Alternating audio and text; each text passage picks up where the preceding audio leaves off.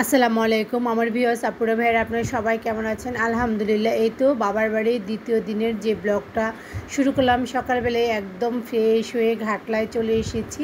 আর ওয়েদারটা অনেক সুন্দর ছিল। তো আমার মেয়ে বলতেছিল এই ওয়েদারে আম্মু আমি একটু পানিতে নামতে চাই। তো আমি ওরকমভাবে আর মানা করিনি, যেহেতু সকালে এই আবহাওয়াটা বেশ সুন্দর ছিল। আর এইদিকে বাচ্চারা খেলাধুলা করতেছিল।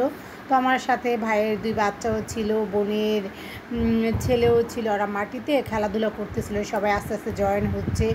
আর এই খেলাগুলো আমরা ছোটোবেলায় বহুবার খেলেছি, ভালো লাগছিল। ওরা এখানে দোকান বানিয়ে খেলাধুলা করতেছিল। আর এইদিকে আব্বা গাছ থেকে আমাদের জন্য গাছের যে পাকা কাঁঠাল সেগুলো পাড়তেছিল, একদম পাকা কাঁঠাল খাওয়াবে আমাদেরকে। তো আমার খুব ভালো লাগছিল। আর এই তো আলু পোড়া নিয়েছি, আলু পোড়া খাবো। চুলার তাপে এই আলু পোড়া খেতে কিন্তু দারুণ লাগে, গরম গরম। অনেক অনেক অনেক বছর পরে আমি আলু পোড়া খাচ্ছি আর কি, একদম গরম গরম, একটা অন্যরকম টেস্ট, অন্যরকম ফ্লেভার। মাটির চুলায় আলু পোড়া খেতে বেশ ভালো লাগে। আর খাচ্ছিলাম, আর ভালো লাগছিল। যেহেতু সকালের দিকেই শুরু করেছি ওই ওয়েদারটা, তাই আর কি ভালো লাগাটা বেশি কাজ করতেছিল আর কি। তো সকালে বসে বসে আলু পোড়া খাচ্ছিলাম, আব্বার কাঁঠাল পাড়া দেখতেছিলাম, বাচ্চারা খেলাধুলা করতেছিল, সব কিছুই একটু অন্যরকম ছিল। আর এই তো আমার মেয়ে আমার সাথে বসে আলু পোড়া খাচ্ছিল আর কি।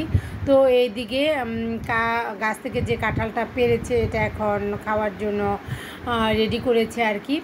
কাঁঠাল খেয়ে আমি হাঁটতে হাঁটতে চলে গেলাম আমার মেজু চাচার বাড়িতে। আমি যখনই বাড়িতে আসি সবার সাথে ঘুরে ঘুরে দেখা করি। আর আমাদের যে বড় পুষ্করিণীর পাড়ে আমি বসে থাকি সেই পুকুরটা আমি চাচাদের সাইড থেকে দেখানো হচ্ছে, অনেক বড় কিন্তু আমাদের এই পুকুরটা। আর মেজু চাচার বাড়িতে চলে এসেছি দেখা করার জন্য। যখনই আসি ভালো লাগে সবার সাথে যখন দেখা করি। তো পাকা কাঁঠালগুলো আমার কাছে সবচেয়ে বেশি ভালো লাগে। তো যেহেতু নিরিবিলি ওয়েদার ছিল, বেশ ভালো লাগছিল। সবাই এই আশেপাশে যারা আছে সবাই এসে এখানে যেহেতু গোসল করে। তো আর গাছে কিন্তু প্রচুর কাঁঠাল ধরেছে। আমাদের বাপ চাচাদের বাড়িতে প্রচুর প্রচুর ফল গাছ আছে, আম, কাঁঠাল, আমড়া, পেয়ারা এবং আরও অনেক কিছু, ডাব, নারকেল। গ্রামে যে ফলগুলো সবচেয়ে বেশি হয় সেই গাছগুলো ফলগুলো সবই আছে। চাচির সাথে দেখা করে বাসায় রওনা দিয়েছি। এটা হলো আমাদের আরেকটা পুকুর। এই পুকুরগুলো ওরকমভাবে দেখানো হয়নি। আমাদের বাড়ির আশেপাশে অনেক বড় বড় অনেকগুলো পুকুর আছে, প্রায় 6টা 5-6টা হবে। পাশে আসার পরে প্রচুর বৃষ্টি নেমেছিল। তো আমি যে কদিন বাসায় ছিলাম মেঘলা মেঘলা ছিল এবং অনেক বৃষ্টি হয়েছে। আর সবাই ডাকতেছিল গোসলের জন্য। তো এই বৃষ্টিতে ভিজে এখন সবাই ওরা গোসল করবে। তার মধ্যে আমার মেয়ে, বোনের মেয়ে, বোনের ছেলে, এরা সবাই ছিল। তো ওরা সবাই চলে যাচ্ছে গোসলের জন্য। একচোট বৃষ্টিতে প্রচুর ভিজেছে আর কি। তো এখন আবার পুষ্করিণীর পানিতে গোসল করবে। এই তো পুকুরে নেমে গিয়েছে। তো এই তো ওরা যেহেতু গোসল করতেছিল আর আমি দাঁড়িয়ে দাঁড়িয়ে দেখতেছিলাম। তো আমার বোনের মেয়েরা যেহেতু উঠে গিয়েছে, সামিহা একদমই উঠতে চাইতেছিল না। এটা হলো বিকেলের দিকে, ওয়েদারটা একটু সুন্দর ছিল। তো আমি বের হয়ে যাচ্ছি ঘোরার জন্য, ঘুরতে না, ঠিক বান্ধবীদের সাথে দেখা করার জন্য।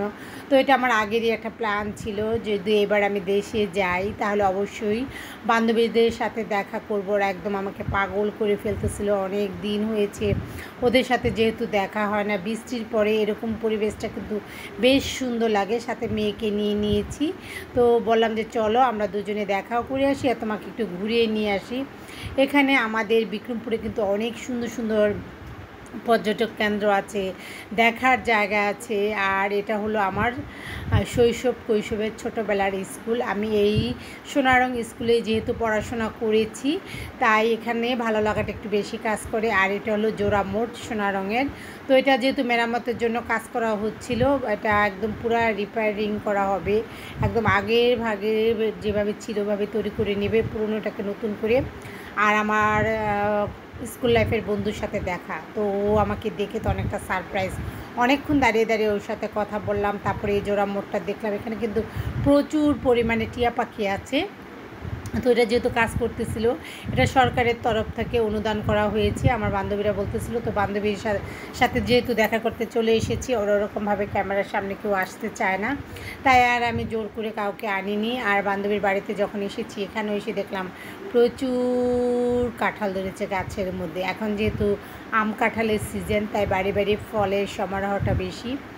বান্ধবীর বাড়িতে আসার পরে ও আমাদের জন্য মোটামুটি অনেক আয়োজন করেছে, সব ধরনের ফল ছিল। তো ওকে বারবারই ডাকতেছিলাম, বসো, কথা বলি। অনেকটা সময়ের সাথে কাটানোর পরে আমি বাসার উদ্দেশ্যে রওনা দিয়ে দিলাম।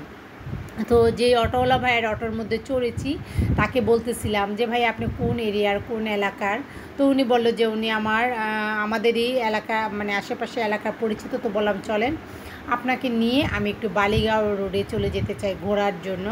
আর এখানে যেহেতু বেশ বড় এবং মোটা বেশ কিছু গাছ আছে, সে গাছগুলোর সাথে আমার মেয়েকে পরিচয় করিয়ে দিব। তো এই তো মা মেয়ে যাচ্ছি, বাসায় গেলে তো দেখা যায় আর বের হওয়া যায় না, আর ব্যস্ততাটা একটু বেড়ে যায়।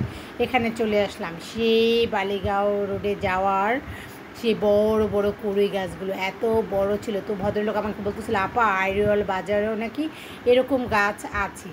তো আমি বললাম ওটা আরেক দিন যাব। এখানে দাঁড়িয়ে বেশ কিছু ছবি তুললাম, ভিডিও করলাম এবং গাছগুলো দেখে সেই মানে একটা অন্যরকম ফিল হচ্ছিল। আজকের ব্লগটা আপনাদের কাছে কেমন লাগলো অবশ্যই আমাকে লাইক কমেন্টের মাধ্যমে জানাবেন। আর যারা নতুন পুরনো আপনাদের সবাইকে অনেক ধন্যবাদ। যারা নতুন আমার চ্যানেলে এসেছেন প্লিজ আমার চ্যানেলটা সাবস্ক্রাইব করে নেবেন, আমার পাশে থাকবেন, বেল বাটনটা অন করে দেবেন। এখানে আল্লাহ হাফিজ, ধন্যবাদ।